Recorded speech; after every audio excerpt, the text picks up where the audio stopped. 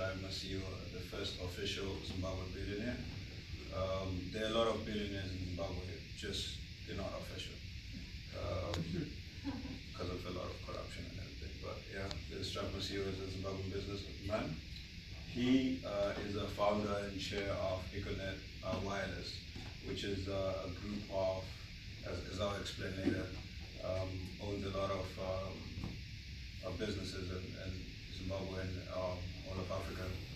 So he was named, he made the list of African billionaires as Zimbabwe's first billionaire, and he's ranked on 14th out of 23 in Zimbabwe, in Africa, I mean.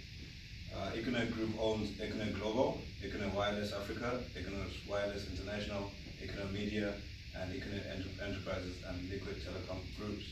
He owns just over 50% of the publicly traded Econet Wireless, which is one of the part of his largest Econet groups.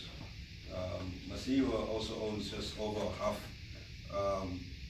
of private company Liquid Telecom, which provides fiber optic and satellite services to telecom firms across Africa.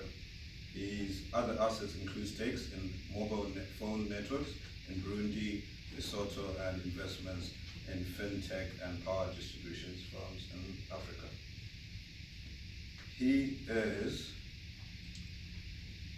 well, as you can see, he met President Obama, which I will want to do later on in my life.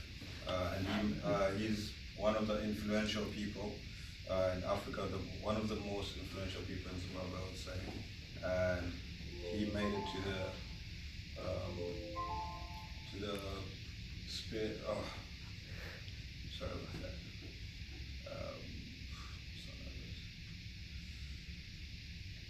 But anyways, my Bible verse is, "Take my instruction and not silver, and knowledge rather than choicest gold. For wisdom is better than jewels, and all desirable things cannot compare with her." Proverbs 8, verse 10 to 11. This presentation kind of proved to be quite emotional for me because I worked for him, and knowing where he came from, he's a very spiritual person. He listens to God, he prays to God. He prayed with me once, and he instead of settling the deal in an hour, he waited for 5 years. The government didn't give him his license for 5 years. The government demanded money, shares. He refused. He wanted to settle it in court.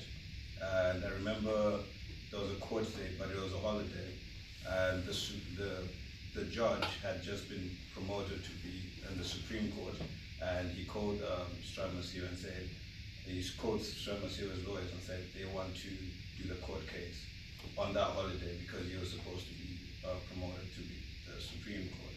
And after 5 years, after praying, after fasting, he got his license to operate telecoms business in Zimbabwe. And it shows that, like, out of everything he does, he and his wife founded scholarships, and they send people to school. They own all these listings. If you have time, just go check them out for yourselves. Most of these are learning institutions, wireless learning institutions. People have banks on their phones now. 75% of people in Africa had never heard a phone ring.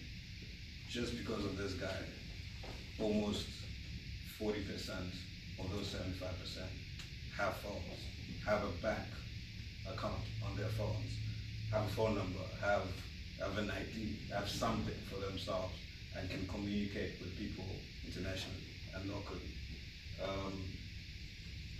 This guy he's just an inspiration to me, and he earned his money the right way. He didn't earn it the easy way, just corruption. He had the money, he chose not to. He keeps his business separate from his social, like his personal life. And one of the strongest things he told me, I asked him, how do you manage to keep your business side of life away from your spiritual life? And he said, don't look at it as a spiritual life. Look at it as your life. because that's you, that's who you are. And don't separate your spiritual life and say that the business life, spiritual life, and you. So your spiritual life is your life, and manage to separate it from your business life. And that was a very powerful thing you told me. And from that day onwards, I always wanted to do international business because I feel there's part of me, like there's something waiting for me